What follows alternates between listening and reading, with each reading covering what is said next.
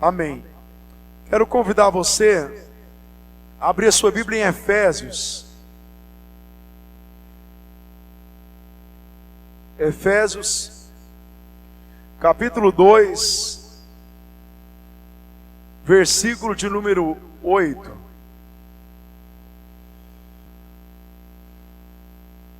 Todos acharam? Olha só, fica atento. Pois vocês são salvos pela graça por meio da fé, e isso não vem de vocês, é um presente de Deus, não por obras, para que ninguém se glorie, porque somos criação de Deus, realizada em Cristo Jesus. Você é uma obra de Deus, realizada em Cristo Jesus. Amém? Porque somos criação de Deus, realizada em Cristo Jesus, para fazermos boas obras, as quais Deus preparou antes para nós a praticarmos. Amém? Amém, irmãos? Então, nós estamos aprendendo nesses dias o princípio que tudo é pela graça e pela fé. Quem está ouvindo esses dias? Amém?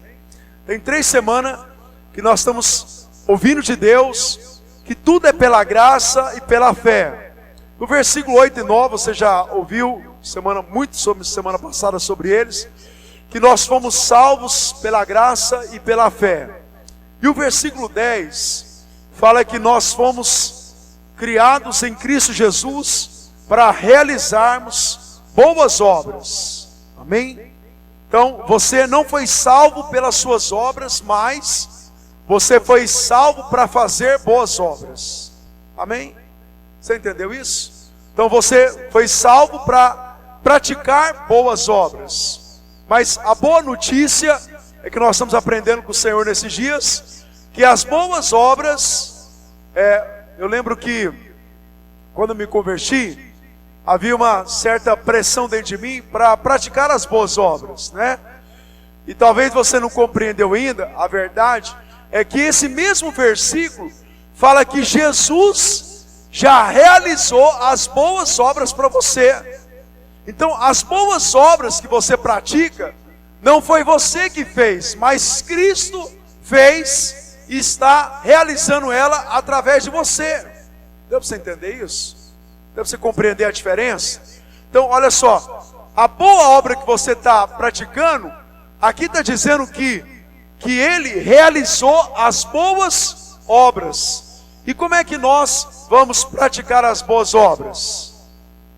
Segundo esses 2 princípios que eu tenho falado para vocês, segundo a graça e segundo a fé. Amém, irmãos? Segundo a graça e sobre a fé, né? Por exemplo, se para mim ser pastor é realizar uma boa obra, né, que Deus proporcionou para mim, eu não sou porque eu decidi ser, não, eu sou porque Deus me criou para ser, e Deus preparou essa obra para que eu realizasse.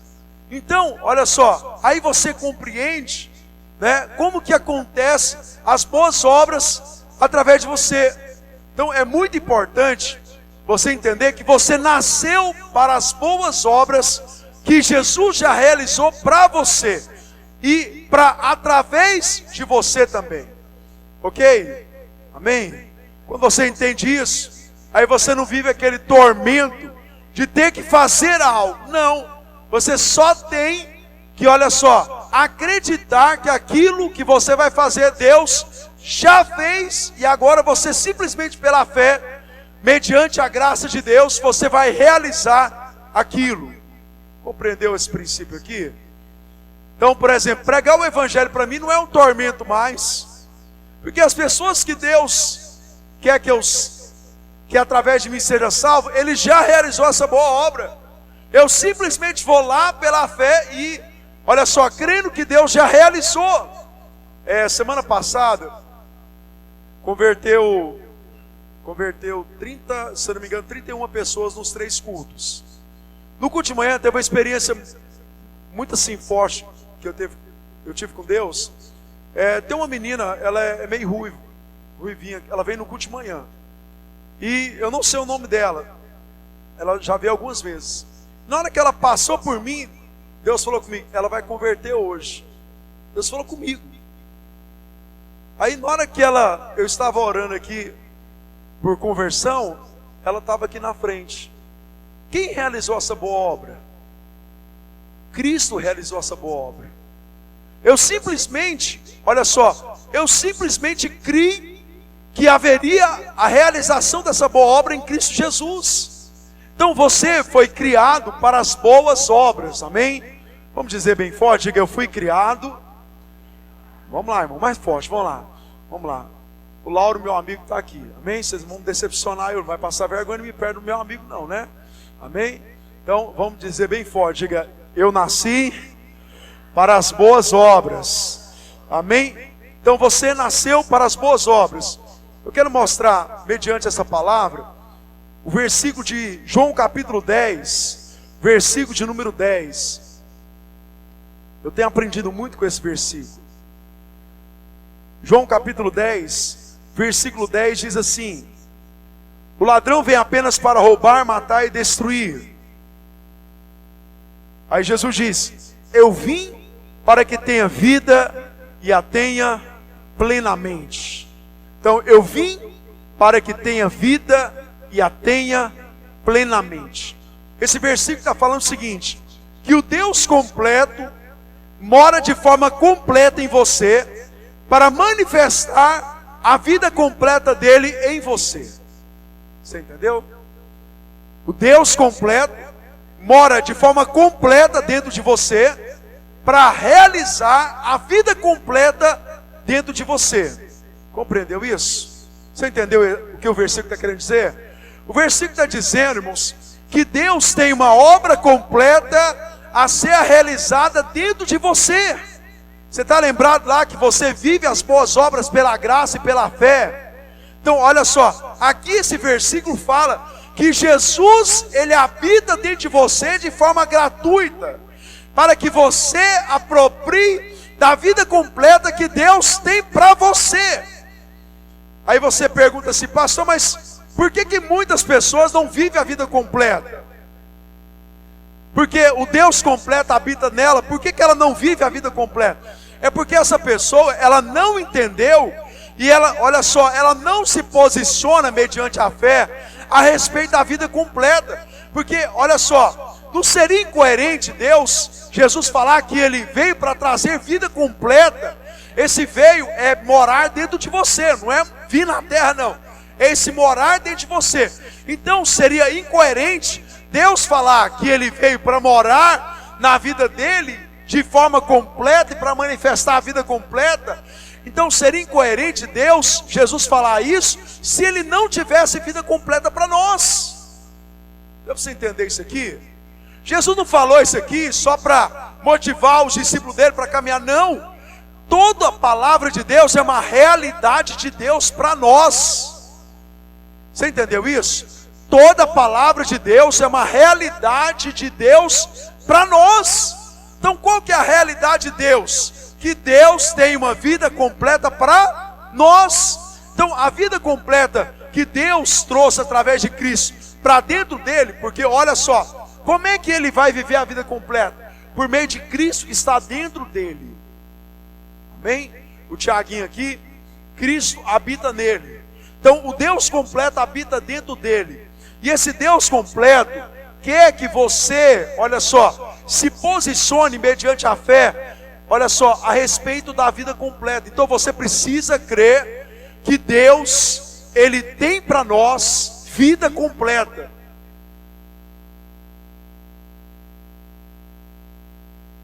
Minhas filhas, a Bíblia fala que nós somos maus, mas nós sabemos dar bons presentes para nossas filhas, para os nossos filhos. Eu não estou interessado só na parte espiritual da Giovana, não estou interessado só nisso. Eu estou interessado em cada área da vida da Giovana, porque eu sou pai. Então por que eu sou homem falho, limitado? Eu estou interessado em todas as áreas da vida das minhas filhas, Por que que nós pensaríamos que Deus está interessado somente em algumas áreas da sua vida? Eu quero te falar a verdade. A verdade é que Deus está interessado em todas as áreas da sua vida. Deus está interessado na vida espiritual do Pedro Jorge. Deus está interessado na vida conjugal do Pedro Jorge.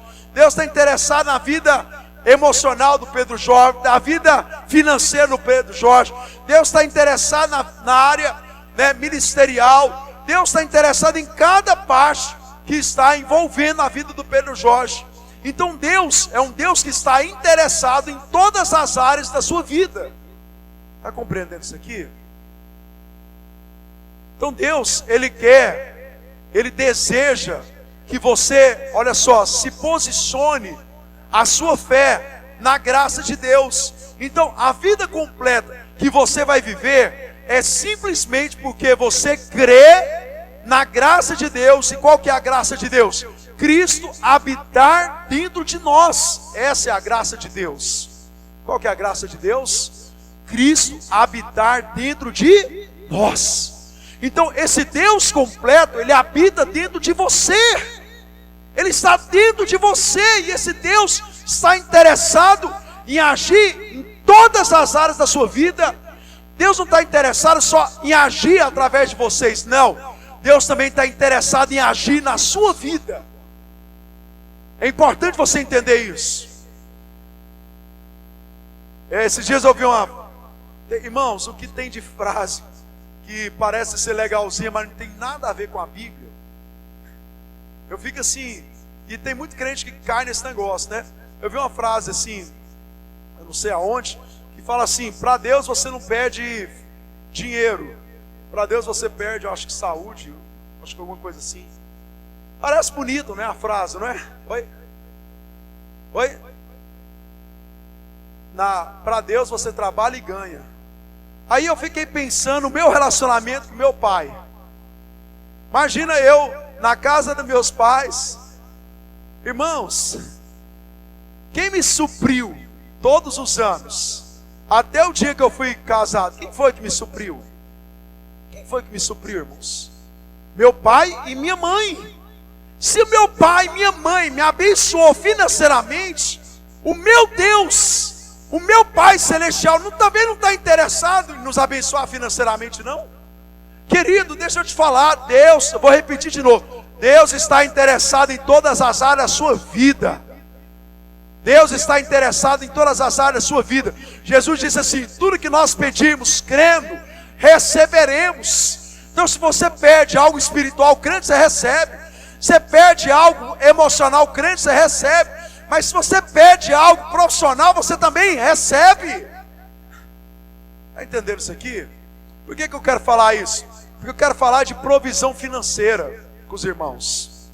Primeiro tem que cair da sua mente qualquer tipo de sentimento ou pensamento que Deus, Ele não está interessado a respeito de te abençoar financeiramente. Deus está interessado em fazer isso. O mesmo Deus que interessou em salvar ele, é o mesmo Deus que está interessado em abençoá-lo financeiramente também. Você acha que Deus, olha aqui para mim, você acha que nosso Deus é um Deus que fala assim: eu quero que você vá para o céu, mas todo o resto da sua vida você vai passar fome e miséria? Querido, aprenda uma coisa: a miséria é uma consequência, é uma maldição que é proveniente do pecado. E a Bíblia diz, irmãos, que todos os nossos pecados foram perdoados e justificados. Se todos os nossos pecados foram perdoados, então ouça uma coisa: toda maldição foi removida da sua vida. Você que vive debaixo daquela paranoia de maldição hereditária, olha só, o que faz você apropriar da verdade é uma só: é que toda maldição já foi removida das nossas vidas. Por quê? Porque a maldição, que é uma consequência do pecado, o pecado já foi removido da sua vida. Então se o pecado foi removido da sua vida, também a maldição foi removida. Você está entendendo isso aqui? Então aquela maldição familiar que você pensava, querido, quando você recebeu Cristo e os seus pecados foram perdoados, aquela maldição foi removida também. Aí você vai falar: pastor, mas por que existem tantas pessoas passando fome e miséria pelo mundo? Irmãos, é só por causa de uma coisa: não foi plano de Deus, não é vontade de Deus, é porque Jesus falou assim que o mundo jaz no maligno. Isso é por causa do maligno, isso não é projeto de Deus. O projeto de Deus é provisão de Deus. O projeto de Deus é você ser suprido em cada momento da sua vida. O projeto de Deus é que nós sejamos supridos hoje, sejamos supridos amanhã, sejamos supridos daqui a um ano, sejamos supridos daqui a 10 anos. Enquanto nós estivermos nessa terra, nós vamos ser supridos pelo Senhor. Você está entendendo isso? Nós estamos debaixo do favor de Deus, do suprimento, da provisão de Deus. Então, olha aqui, você precisa entender que Deus está interessado em tudo da sua vida. E Deus quer abençoar todas as áreas da sua vida. Um dia Deus entrou em mim, Deus estava interessado em me curar emocionalmente. Eu era uma adolescente muito complexa de inferioridade. Deus curou as minhas emoções. Querido, eu não me sinto mais bonito que você, mas não me sinto mais feio que você também não. Sabia disso? Eu não me sinto mais bonito que você, mas também não me sinto o mais feio da história. Não, me sinto igual a você. Esse é o meu sentimento. Jesus me curou. Mas esse Jesus também que me curou, me salvou, me curou. Esse mesmo Jesus mudou a minha família. Esse mesmo Jesus também mudou a minha vida financeira. Ele proveu, Ele manifestou provisão na minha vida. Eu quero te mostrar um texto que mostra muito sobre esse favor de Deus por meio da provisão. Está lá em 1 Reis, capítulo de número 17. Eu vou só contar o contexto aqui para você entender o que estava acontecendo no capítulo 17. No capítulo 16, olha aqui, no capítulo 16 a Bíblia fala que havia um rei chamado Acabe. E a Bíblia fala, olha só, que esse rei Acabe, ele foi pior do que os anteriores a eles. Teve muito rei, irmãos, muito mal em Israel e em Judá também.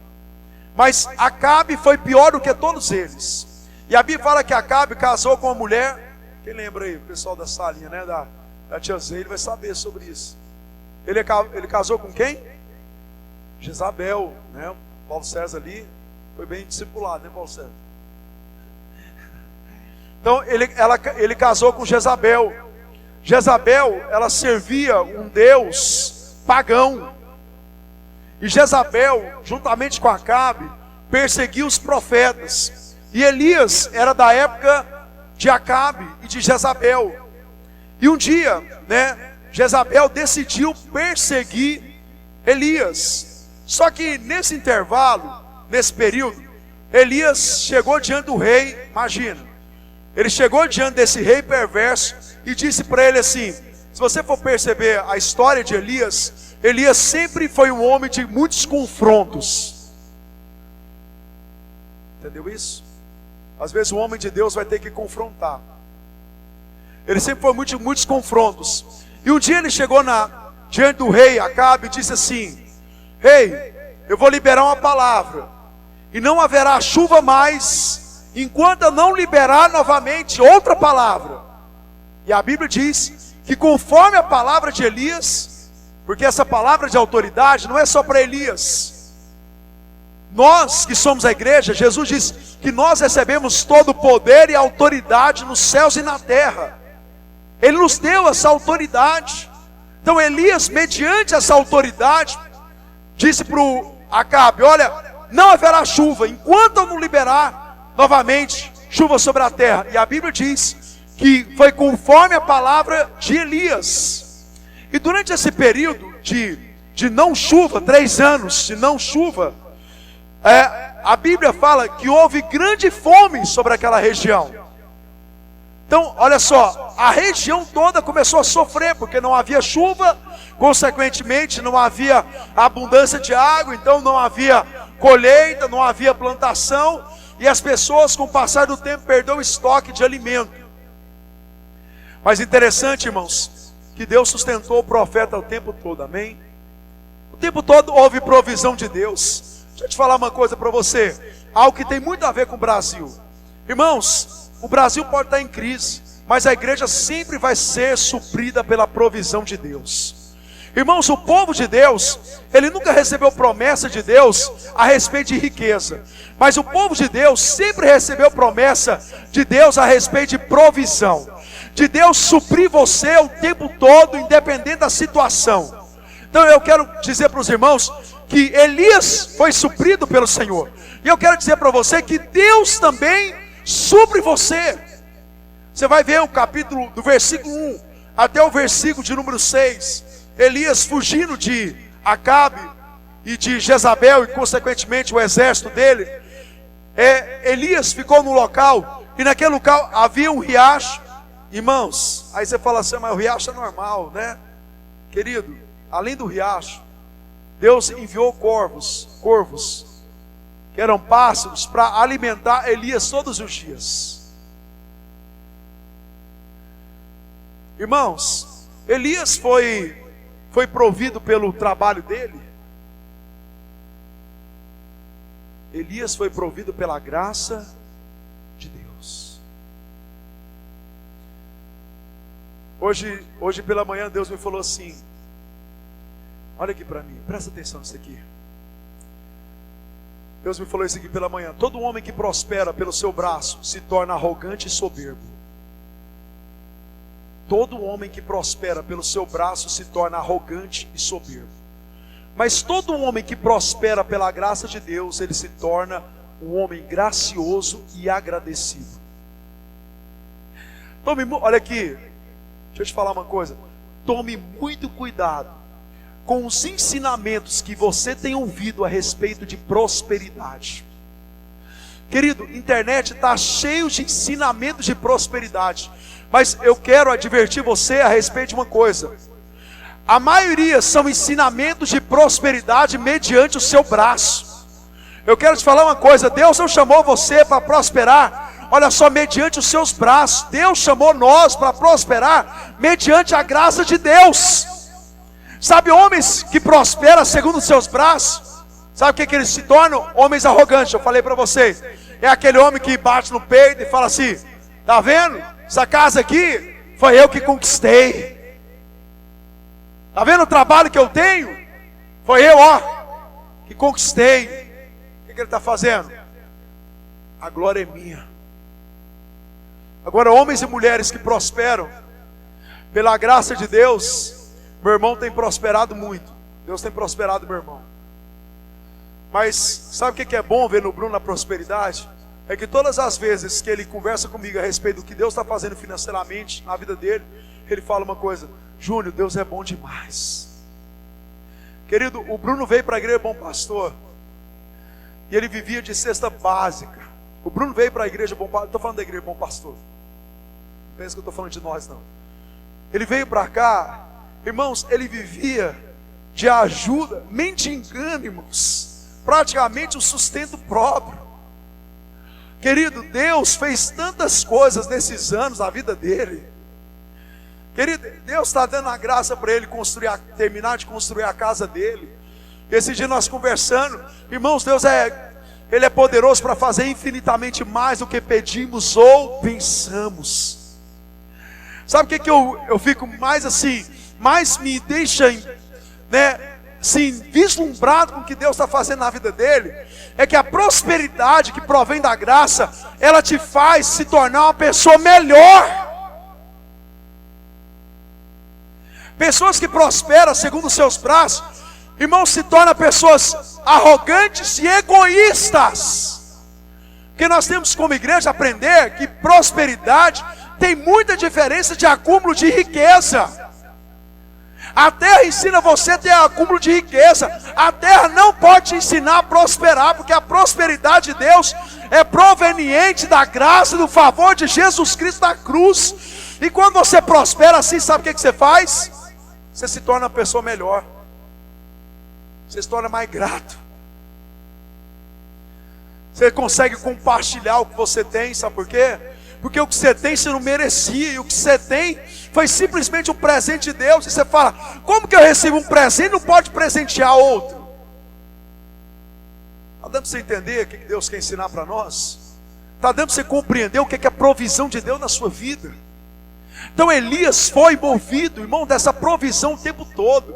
Chegou um momento que Deus, irmãos, no versículos, a partir do versículo 7, diz assim: algum tempo depois, Deus ficou sustentando Elias por por pássaros e pelo aquele riacho. Mas algum tempo depois, o riacho secou por falta de chuva. Então a palavra do Senhor veio a Elias: vai imediatamente para a cidade de Sarepta de Sidom e fique por lá. Ordenei uma viúva daquele lugar que lhe forneça comida. Deixa eu só contar rapidamente isso aqui. Há um princípio aqui. Irmãos, quando Deus fecha uma porta, Ele não quer fazer você ficar sem saída. Muitas das vezes, quando algo na sua vida se fecha, aqui ele era sustentado pelo riacho. Mas quando o riacho secou, Deus estava dizendo para ele: esse ciclo da sua vida acabou, mas eu vou te levar para outro ciclo. Essa etapa na sua vida acabou. Essa etapa agora acabou, mas eu quero te levar para um degrau, para uma etapa superior. Então quando Deus fecha uma porta, Ele não quer que você fique sem saída. Não, Deus quer abrir outra porta maior. Você está entendendo isso aqui? Aqui Deus fechou uma porta para Elias, mas Deus abriu outra maior logo na frente. Aí você vai entender agora a respeito dos princípios que eu quero falar com vocês sobre provisão. E ele foi para Sarepta e Sidom, uma região que estava sofrendo com aquela fome, falta de chuva, e Deus envia ele para a casa de uma viúva. Ele foi, versículo 10, ele foi, quando chegou à porta da cidade, encontrou uma viúva que estava colhendo gravetos. Ele a chamou e perguntou: pode me trazer um pouco de água numa vasilha para eu beber? Enquanto ela ia buscar água, ele gritou: por favor, traga também um pedaço de pão. Profeta folgado, né, irmãos? Pediu água, já está querendo, nem conhecia, já estava pedindo pão. Olha o versículo 12. Mas ela respondeu: juro pelo nome do Senhor, o teu Deus, que não tenho nenhum pedaço de pão, só um punhado de farinha num jarro e um pouco de azeite numa botija. Estou colhendo uns 2 gravetos para levar para casa e preparar uma refeição para mim e para meu filho, para o que comemos e depois morramos. Deixa eu, na escala da sociedade daqueles dias,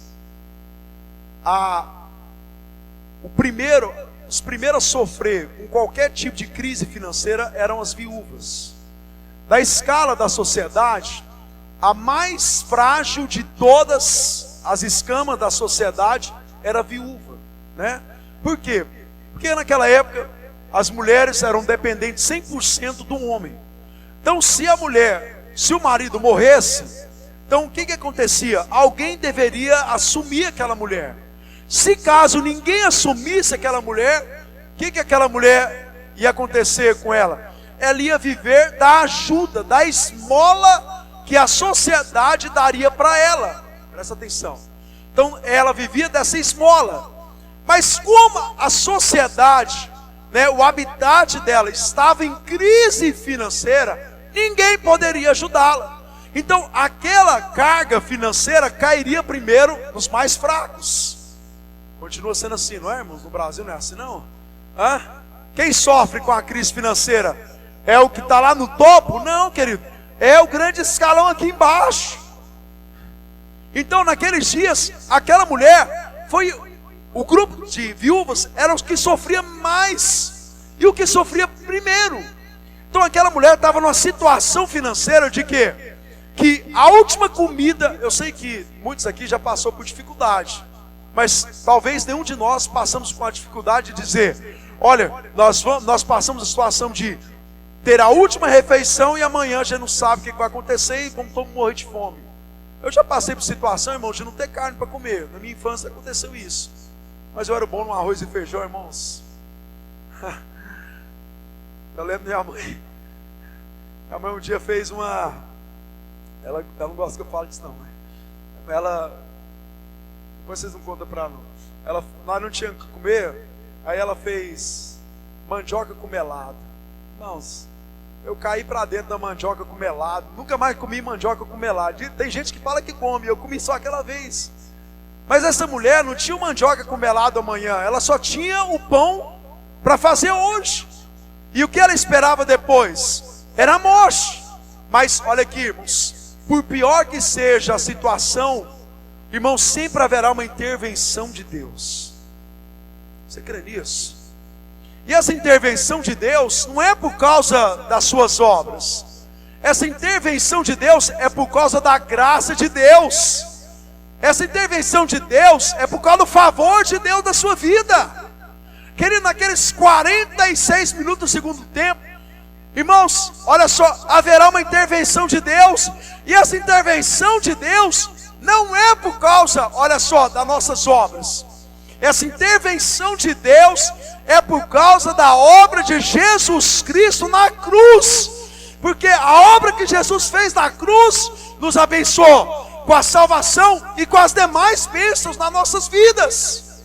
Não sei se você percebeu nesse texto, a Bíblia, irmãos, tudo tem um princípio na Bíblia. Essa mulher, quando ela estava buscando madeira, né, gravetos para fazer o pão para ela e para o filho dela, a Bíblia especifica quantos gravetos, quantos pedaços de madeira ela pegou. Quantos que ela pegou? Ela pegou 2 pedaços de madeira. Você sabe por que a Bíblia, ela teve essa, olha só, ela teve essa preocupação de falar que ela pegou 2 pedaços de madeira para fazer a refeição dela? É porque esses 2 pedaços de madeira apontam para uma coisa. Esses 2 pedaços de madeira apontam para a obra de Cristo na cruz. Jesus foi crucificado, olha aqui, Jesus foi crucificado mediante 2 madeiras. Então, olha só, a provisão de Deus na vida daquela mulher estava baseada não naquilo que ela era. Talvez você pense assim, olha aqui para mim, talvez você pense assim, a obra que Deus fez daquela mulher é porque ela era a melhor viúva de toda a cidade. Não era, querido. Aquela obra que Jesus fez de provisão de Deus fez na vida daquela mulher foi simplesmente por causa de uma coisa, por causa do sacrifício de Jesus na cruz, por causa da obra de Jesus na cruz. Querido, você receberá a provisão de Deus, não é porque você é bom, você receberá a provisão de Deus por causa do sacrifício de Jesus na cruz. Você está entendendo isso aqui? Talvez você está pensando que haverá uma intervenção de Deus nas suas finanças, porque você é bom demais. Querido, eu até quero te falar a respeito disso aqui. Hoje Deus está me falando muito sobre isso. Você que tem tido falhas na vida financeira, e você talvez está vivendo debaixo de acusação, e o diabo usa dessas falhas para, olha só, para aprisionar você a respeito dessa área. Eu quero te falar uma coisa. Romanos 8:1 diz que não há mais condenação para aqueles que estão em Cristo Jesus. Eu quero te lembrar uma coisa, irmãos. Quem precisa de graça são pecadores, são aqueles que falham. E você que tem tido falha a respeito das suas finanças, eu não estou incentivando você a falhar, eu só estou falando, você que tem tido falhas a respeito das suas finanças, eu quero te lembrar que o favor de Deus, a provisão financeira da sua vida, também é mediante uma coisa, é mediante o sacrifício de Jesus na cruz. Você vai prosperar, Deus vai intervir nessa situação, Deus vai dar uma reviravolta nessa história, porque Jesus morreu para que você também fosse abençoado com suprimento financeiro na sua vida. É para você também, querido. É para você que reconhece que precisa da graça de Deus em todas as áreas. É para nós. É para mim e para você. A graça é para nós, irmãos. Então naquele momento, essa mulher estava nessa situação. No versículo 31.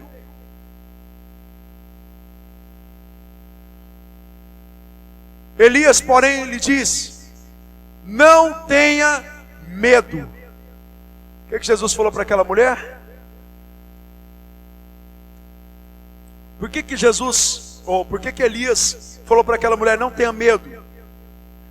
que aquela mulher estava passando, olha só, eu acho que o maior tormento que uma mãe pode ter, que é, olha só, imaginar que o filho dela morreria de fome. Tem histórias, irmãos, de países que num estado de fome terrível, as pessoas comeram cadáveres para não morrer de fome. Você tem noção do que o ser humano pode fazer para salvar, para não morrer? Já pensou se comer o cadáver de alguém que você conhece ou que não conhece? Já pensou numa situação dessa? Querido, esse era o tipo de situação dessa mulher. Só que sempre haverá uma intervenção de Deus, amém, irmãos? Haverá uma intervenção de Deus por causa da graça dele. Talvez você, eu estava lembrando de uma coisa, irmãos, eu nunca fiquei uma noite sem dormir. Irmãos, sinceramente, eu costumo dizer, se eu deitar com a barriga para baixo, virar o rosto para o lado esquerdo, irmão, acabou. Eu tenho meu travesseiro, eu deito assim, barriga para baixo, viro o rosto para cá, enfio a mão no par do travesseiro, irmão, e eu sou espaçoso. Aí dá aquela abrida nas pernas, dá uma abraçada aqui na cama. Queridos, rapidão estou dormindo. Mas deixa eu te falar uma coisa, nesses anos, eu não trabalho de carteira assinada. Esse dia eu falei para os irmãos, se um dia a igreja Bom Pastor virar para mim assim e falar assim, não vai ser pastor mais, querido, eu saio com a mão na trás e outra na frente. Mas talvez você pense que eu penso isso de forma pesada ou pejorativa. Não é, irmãos. Sabe uma coisa que eu não tenho medo? Eu não tenho medo. Deus, a Bíblia fala que o verdadeiro amor lança fora todo medo. Jesus que habita em mim, irmãos, lança fora todo medo. Em Mateus capítulo 6, durante muito tempo eu fiquei lendo esse versículo, lá diz que nós devemos lançar fora todo tipo de ansiedade. Sabe o que é ansiedade, irmãos? É o medo do amanhã. Elias estava dizendo para aquela mulher, não precisa ter medo do amanhã. Jesus tem falado para mim, não precisa ter medo dos 60 anos, dos 70 anos. Jesus tem falado isso para mim. Querido, você não precisa ter medo do amanhã, Deus vai suprir você o tempo todo. Você está compreendendo isso aqui? Irmãos, o meu suprimento não vem desse governo. Você está achando que eu estou morrendo, dormindo em paz por causa de Bolsonaro, irmãos? Não estou, não. Não é por causa de Bolsonaro. E nem estou por causa do anterior, Não, querido. Quem me sustenta, sabe quem é? O sacrifício de Jesus na cruz. É isso que me sustenta. É isso que me faz deitar confiantemente numa coisa. Eu estava lembrando hoje de manhã, quando nós fomos casar, e no dia do casamento, o casamento meu foi top demais. Pior do que o meu foi só dos dele. O Santo chegou de caminhão, né? Chegou em cima da caçamba do caminhão, estava na porta. Eu era rapazinho, né? Aí eu estava na porta da igreja. Aí já estavam os convidados. Chega um caminhão, sabe esse caminhão de depósito, tipo depósito de construção, esse caçamba grandona? Era tipo assim, né, Santo? Um caminhão desse.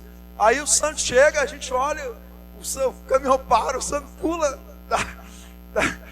da caçamba, da carroceria, pula da carroceria.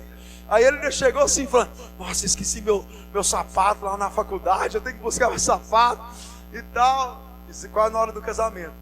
Então eu lembrei, quando eu fui me casar, a gente ganhou quase tudo. E tudo que a gente ganhou, os móveis foi de segunda mão, ganhou algumas coisinhas de primeira mão, mas a maioria era tudo de segunda mão. Mas eu lembrei, Deus me fez lembrar de um detalhe hoje pela manhã. Que no dia que nós fomos casar, a gente fez a encomenda a minha festa foi muito top, foi salgado e refrigerante, salgado frio e refrigerante. Ai Deus, bom que os amigos estavam lá, a igreja estava lotada, tinha muito amigo, tem muito amigo, né? Aí no dia foi combinado, eu comprei na Italiana salgados, irmãos. Já ouviu falar do salgado, italiano salgado? Irmãos, é o mais barato de Goiânia.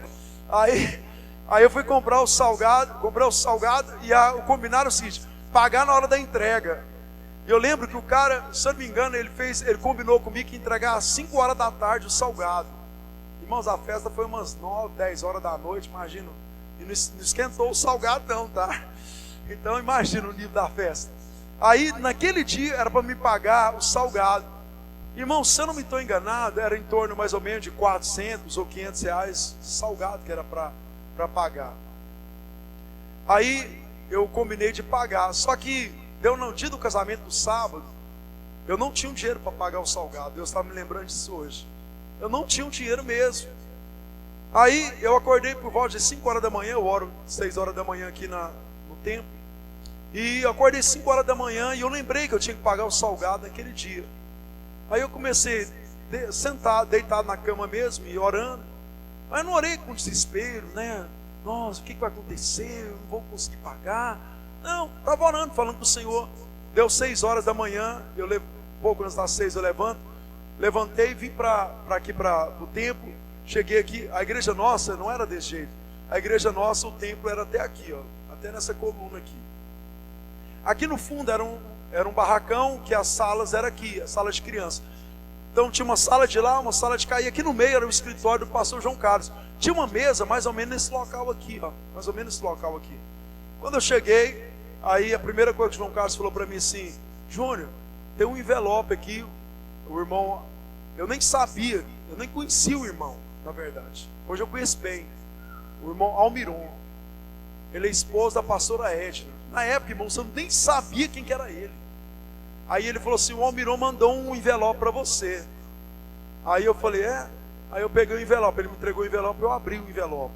Irmãos, creio no que eu estou te falando. Não era R$1 a mais, não era R$1 a menos. Está ali minha esposa de testemunho. Era exatamente o dinheiro do salgado. Era exatamente, não era mais, não era menos, não era mais para sobrar e não era menos para faltar. Era exatamente o dinheiro do salgado. Sabe o que é isso? Provisão de Deus. Querido, deixa eu te falar uma coisa. É tão bom, querido, eu fico vendo tanta gente, irmãos, que está...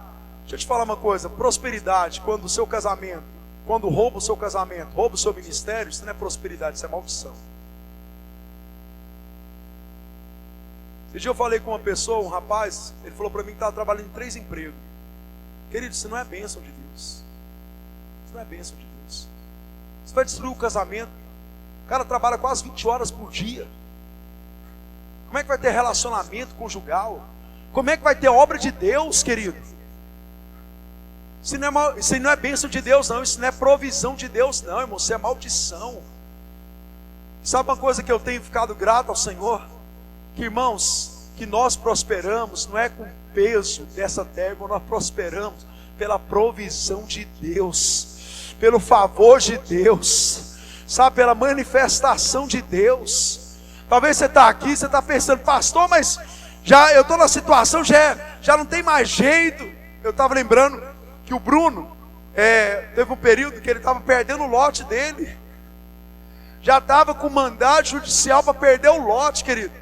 Hoje você passa lá na porta do lote dele, irmãos, eu até fico com dó daquele lá, limpar uma casa daquele tamanho, sobrado, irmão, 2 andares, e eu fico olhando, irmãos, que é isso?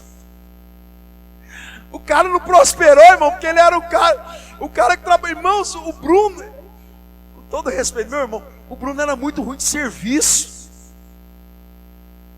O Bruno veio consertar, depois que casou, irmãos. Mas sabe quando eu olho para ele, irmãos, eu vejo a provisão de Deus. Vejo a provisão de Deus. Você está aqui. Deixa eu te falar uma coisa, querido. Deus quer manifestar a provisão de Deus na sua vida. É tempo de provisão, Deus manifestar.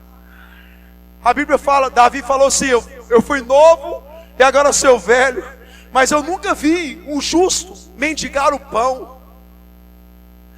Sabe o que ele está falando? Eu já estou na minha velhice, eu nunca vi um filho de Deus não ter provisão de Deus. Querido, Deus vai prover, Deus vai intervir na sua vida. Simplesmente apoie a sua fé na graça de Deus, no favor de Deus. E quando você prosperar, você vai lembrar de uma coisa. Você vai fazer a mesma coisa que eu estou fazendo com os irmãos. Você vai lembrar de uma coisa, vai falar assim para as pessoas: olha, Sabe a prosperidade que Deus promoveu na minha vida? Foi a provisão de Deus, foi o favor de Deus. Se eu cresci, se eu avancei, querido, você sabe por que José saiu da posição de escravo para se tornar o segundo homem mais importante do Egito? Sabe por que José chegou nessa posição? Não é por causa da obra de José, irmãos. Foi por causa da graça de Deus. Foi por causa do propósito de Deus. Foi por causa do favor de Deus. Foi por causa disso. Você vai conquistar algo financeiro, querido, vai ser por causa do favor de Deus. Vai conquistar por causa da bondade de Deus. O Brasil pode estar em crise, irmãos, mas nós estamos sendo supridos. Dia após dia nós estamos sendo supridos. Deus está nos suprindo. Sempre nos supriu. E Deus sempre vai nos suprir. Se já alguém falou para mim assim, o Brasil está em crise, eu lembrei dele. Falei, rapaz, você não morou no Veracruz no ano de 85 não? Crise era o ano de 85 no Veracruz. Um ônibus só, não tinha um supermercado, não tinha posto. Irmãos, tinha 2 polícias que ficavam na esquina da rua da minha casa. Irmãos, o padeiro passava de bicicleta. Se Deus me sustentou, irmãos, se Deus me sustentou eu vindo, eu lembro, eu morava, irmãos, a semana Deus traz a lembrança de algumas coisas. Quando eu era criança, 4 anos de idade, eu saí da casa, nós morávamos na minha avó, de favor. Meu pai teve uma briga terrível com minhas tias, e meu pai, naquela briga, minha mãe decidiu, vamos mudar daqui. Minha mãe foi morar nos barracão no setor sudoeste. O dono dos barracão chamava Joaquim Banana. Eu nunca esqueci o nome desse homem, Joaquim Banana. Aí a gente morava nesse barracão, eram uns 10 barracão no setor sudoeste. Lá era de terra ainda. Essa semana eu fui levar minha filha. Eu sempre pensei, nossa, eu tenho uma vontade de passar. Minha mãe me falou que os barracão existem ainda. E essa semana passada eu fui retrasado, eu fui levar minha menina, ela treina na academia no sudoeste, e eu tinha que ir para Campinas, e a rua que leva para a academia da minha filha, ela é só de mão única. Então para mim ir para Campinas, eu tive que pegar a rua de cima, e eu não sabia, e eu peguei a rua de cima, que era sentido Campinas. Na hora que eu estou passando de moto, irmãos, eu olhei do lado, eu vi os barracão, irmãos, iguais. Eu estou com 40 anos, parece, né? Acredito, 40 anos.